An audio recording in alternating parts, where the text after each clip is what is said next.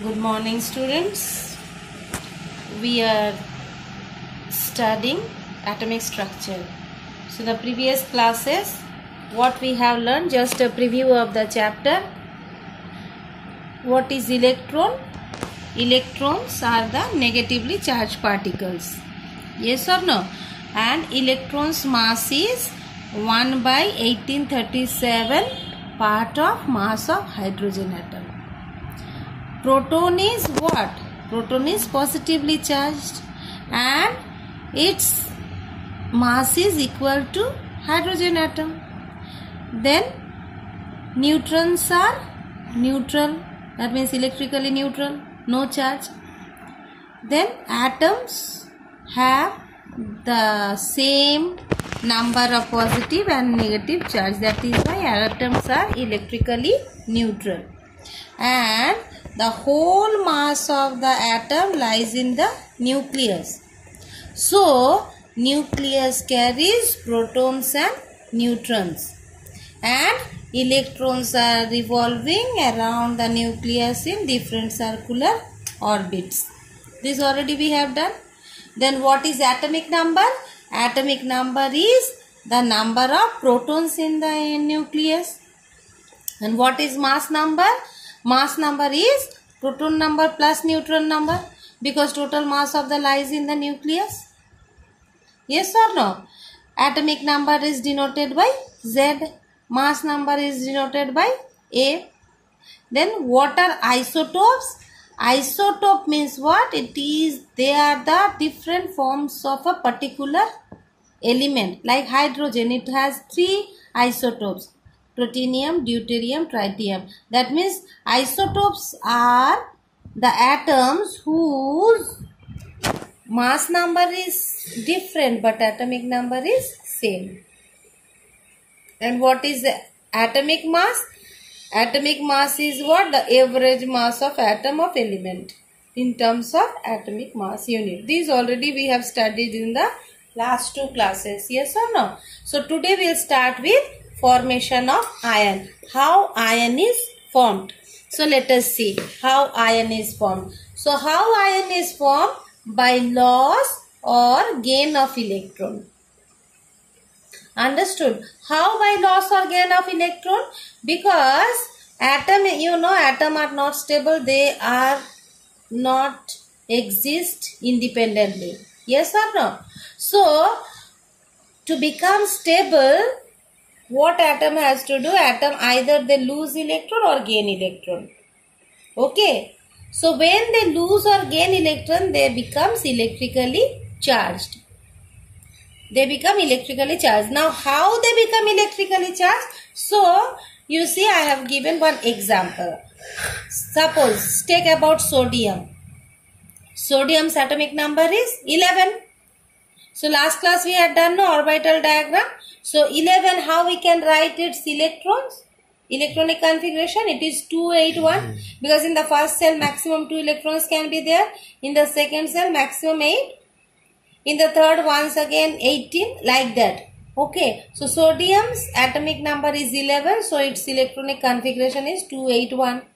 Now it is not stable. So how it can become stable? When the atom has in the outermost shell 8 electrons, then they become stable. So now you see in sodium's outermost shell only 1 electron is there. So either it will take 7 more electrons or it will lose 1 electron.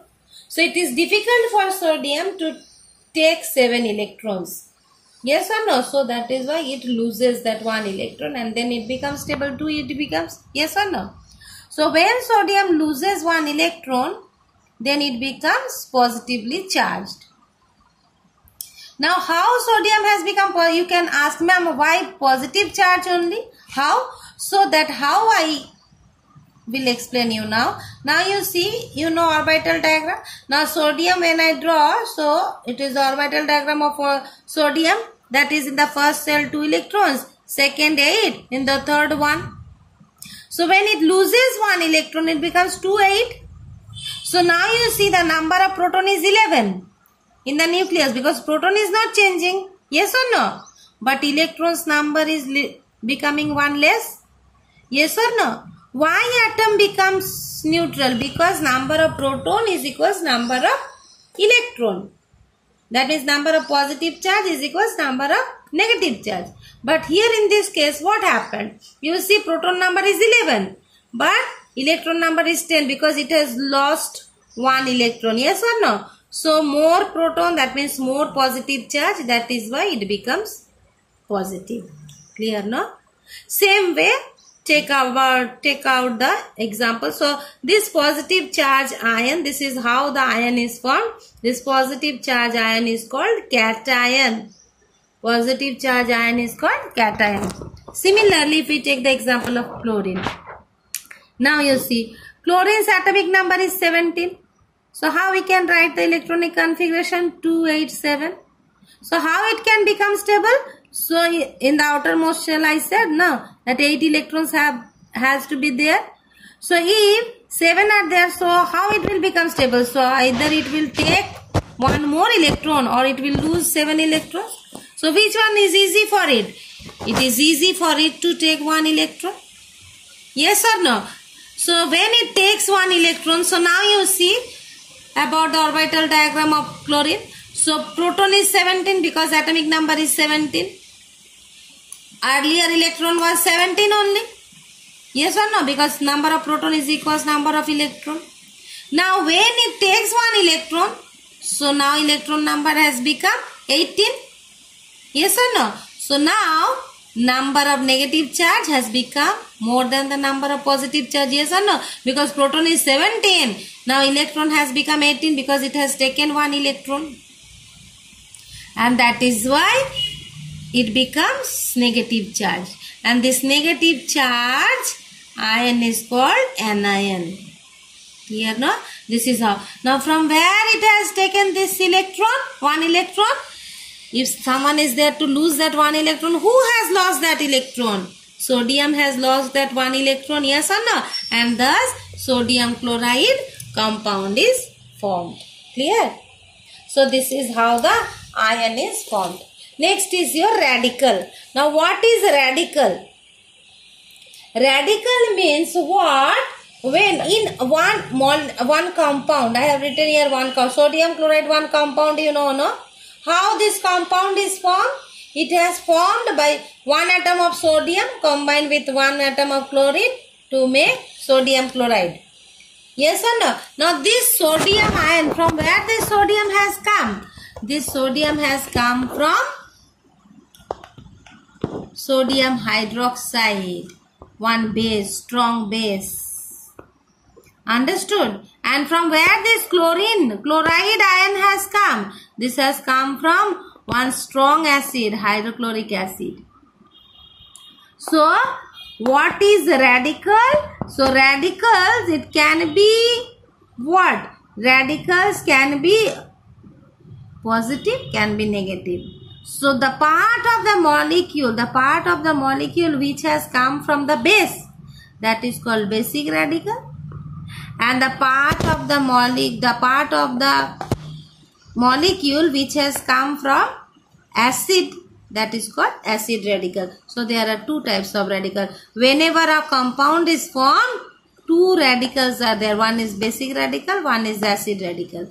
Basic radical is none but cations. Understood? And acid radicals are none but anions. When we make the formula of compound, always keep in mind, we write like first the basic radical, then the acid radical, and then the compound is formed. Alright, and mostly basic radicals are mostly the metals, and mostly the non-metals are the acid radicals. Clear? So that is what radical. Radical is what? Radicals are the ions, none but the ions, positive ions or negative ions. They can be basic or can be acidic. Alright, they can be single atom can be radical, or a group of atoms can also be radical. Like if I say ammonium, this is one radical. Ammonium. This is one radical. You see, this is formed by two different atoms. So this is also one radical. Sodium ion. If I say sodium ion, that is basic radical. So single atom can also form the radical, or group of atoms can also form a radical. Alright. If I talk about acetate, alright, acetate, CH3COO, acetate. Alright, this is minus. So this is group of atoms form one radical. So this is negative radical. This is positive radical. Negative radicals are the what? Acid radicals, and positive radicals are the basic radicals. Clear? Now next is radicals can be monovalent, divalent, trivalent. Different type. Mono means single, one. When the radical is having only one charge, then that is called monovalent. Like you see, when I say Na plus, only one charge. Alright. If I say Cl minus, only one minus charge is there. So they are called monovalent. It can be divalent. How? If I write oxygen, oxide ion, it has 2 minus charge. So that is called divalent. If I say calcium ion, Ca++, that is divalent. Understood? Trivalent. How trivalent? If I write down Al plus 3, that means Al plus, trivalent. If I write down nitrogen minus, so 3 minus. Yes or no? So they are called trivalent. Like that radicals are monovalent, divalent, trivalent. Now I hope you all have kept your books opened. No? Now open this page number 44. Here you see some basic radicals are given, some acid radicals are given. Basic radicals, monovalent are given, divalent are given, trivalent are given. Similarly, acid radicals, monovalent are given, divalent are given, trivalent are given. What does it mean? You see, if you go through this table, you will see, you just watch this table, you see mostly all the metals are basic and all the non-metals are acidic. Clear? So this table, you will study this table. Alright. Next comes to what is called valency. What is called valency? So valency means what? It is the combining capacity of atom. In the next class, that means in class 8 when you will go, here only what is valency is given, number of hydrogen atom or number of chlorine atom or number of oxygen atom combine, how is called valency given. Actually it is not. It is for whom? If hydrogen is there in that compound, if chlorine is there in that compound, if oxygen is there, but so many other compounds are there, those who do not carry any hydrogen atom or chlorine atom or oxygen atom. Yes or no? Then how to find out their valency? So what is actually valency? Valency is an atom, how many electrons it loses or gains. Actually that is called valency. That is called combining capacity. You see, just now we have seen the sodium ion, no? Sodium ion combining. You see sodium's 1 electron, it lost 1 electron. That electron is gained by whom? Chlorine atom. So that is combining capacity, yes or no? 1 electron is lost, their chlorine is taking, 1 electron is gained, combined. That is called combining capacity. So combining capacity means what? The number of electrons any atom lose or gain to make the compound. And when they form the compound, in between they have very strong bond. That is called covalent bond. Because they are sharing the electrons, no? So when the radical is formed in between the atoms, that bond is very strong bond. That is called covalent bond. Covalent, once again in higher class when you will go, you will come to know covalent means sharing of electrons. So they make a very strong bond. Okay. So that is called valency. So valency means what? The combining capacity. Now if you talk about now, taking the example as in your book also given, suppose hydrogen chloride. Now one hydrogen atom combined with one chlorine atom to form hydrogen chloride. Yes or no? So one hydrogen atom, that means how many hydrogen atoms are combining with chlorine? 1. So valency of hydrogen is 1. How many of chlorine atom combining with hydrogen atom? 1. So valency of chlorine is 1. Clear? Next, coming to ammonia, NH3. You see here, ammonia, NH3, that means how many nitrogen atom combined with hydrogen atom? So one nitrogen atom combined with 3 hydrogen atoms. That is why nitrogen's valency is 3. Hydrogen is standard only, its valency is 1 only. Okay.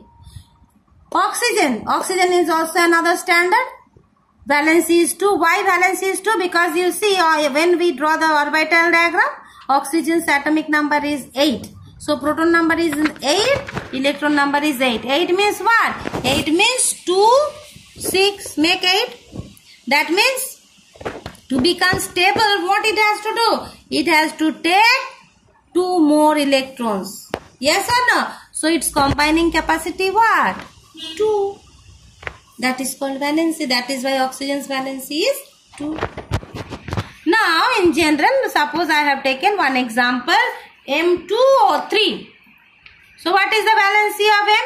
Because when we write the formula, it is the crisscross method, the valency we write. So oxygen already we know. Oxygen's valency is 2. Yes or no? So what about this metal's valency? It is 3. Clear? So that is about your valency. Next come to variable valency. So from the name itself you can understand variable means vary, means different. Valency means already you know. So some elements are there, those who have 2 different types of valency. So I have taken once again 2 examples. You see copper. Copper can exist in Cu+, that means in monovalent form, or Cu2+ also in divalent form also. It can be exist. Similarly, iron can exist in +2 form and +3 form. So they have, you see, copper element is same only, copper only, but is have two valencies where one is 1, another is 2. Iron element is same only, but in one case it is +2, another case valency is +3. That is why they exhibit variable valency. So those who are in these elements, the lower valency, lower number of valency, wherever the lower number of atoms or lower number of valency is there, that is with the name we suffix as we use. So how to write? And those who have the higher valency, they are named with the suffix "-ik". Like if I say Cu+, so what I will say Q+. If I say Cu2+, so I will say Q-prick. Q+, Q-prick. If I say iron 2+, that means ferrous. If I say Fe+3, that means ferric. Understood? This is the way how we name the compounds. Next come your how we can write the formulae of compounds. So there are 2, because each time suppose if I say sodium chloride, so I have to write SODIUM, sodium chloride, CHLORIDE. It is very difficult to write each time the name of the compound in words. Yes or no? So we write them in terms of symbols. So if I say sodium chloride, so sodium chloride, sodium, what is the symbol of sodium? Na. Chloride. Chlorine symbol is what? Here. So this is the formula of sodium chloride. So it is easy now to write NaCl rather than to sodium chloride with the words. So these are called the chemical formula. So chemical formula means what? We write the symbols. Alright. So that is called chemical formula. And what is called molecular formula? When we write how many molecules? When we write one compound, how many molecules are there? Exactly to form. Suppose if I say H2SO4, it is called sulfuric acid. So how many atoms of each of hydrogen, sulfur and oxygen are combined to form sulfuric acid? So 2 hydrogen atoms, 1 sulfur atom, 4 oxygen atoms combined to form H2SO4. Yes or no? So that is called chemical formula or molecular. We write the molecular formula. Alright, when we write exactly how many atoms or molecules combine to form the molecule of compound, that is called molecular formula. Clear, no? So that is called molecular formula. One more is there, what is called empirical formula. So molecular formula is what? The shorthand notation for the molecule of substance in terms of symbols and number of atoms of each element present. Just now I said no about sulfuric acid. So shorthand notation.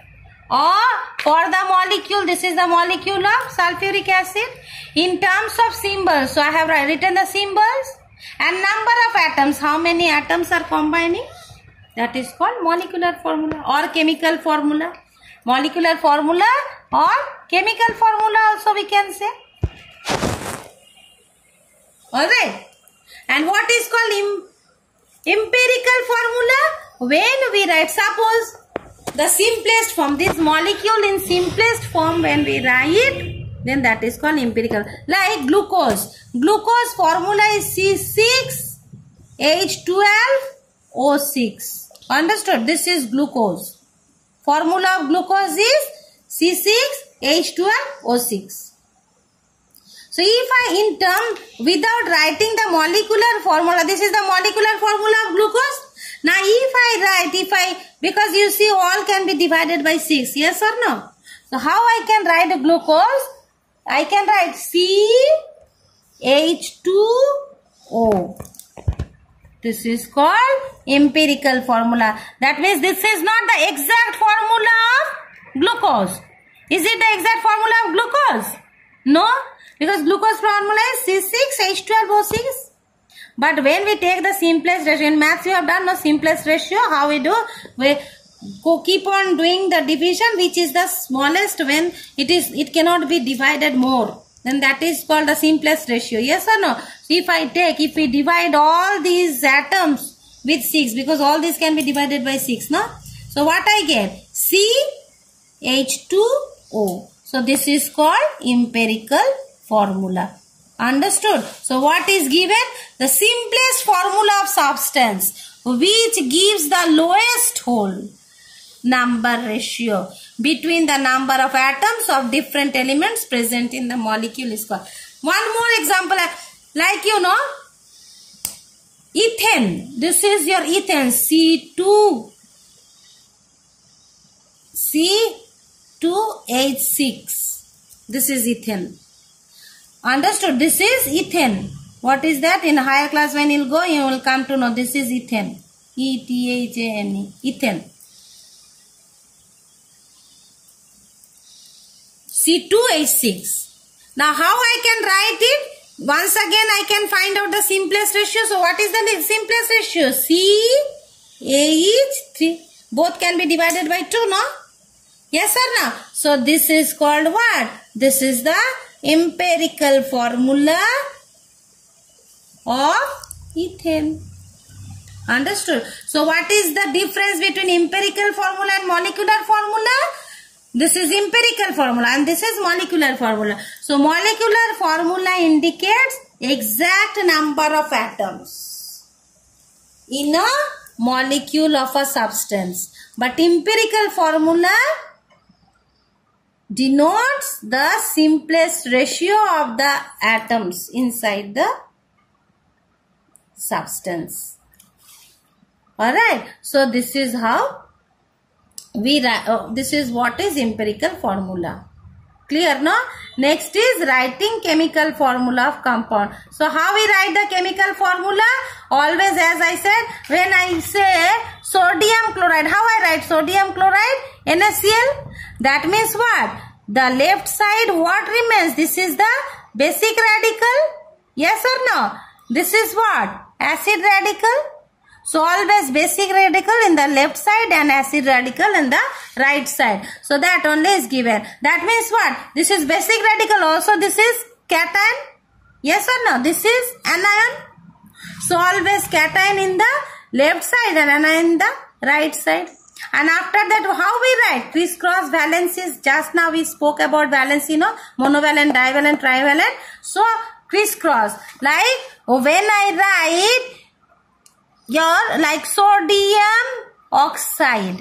So sodium's valency is 1. Oxygen's valency is 2. So this is called crisscross. First one's valency will go to the next one's suffix. And second ones will come to the first one's subscript. First one's valency we write in the second subscript. Okay, and second ones we write in the first. This is subscript called, you know, last class I had I taught you also. And then we write the, if it is needed, then we divide the numbers, and this is how we form the chemical, write the chemical formula of compound. Alright, so with this chapter is finished. Alright, you will go through this, and next class we'll do the exercise question. Thank you.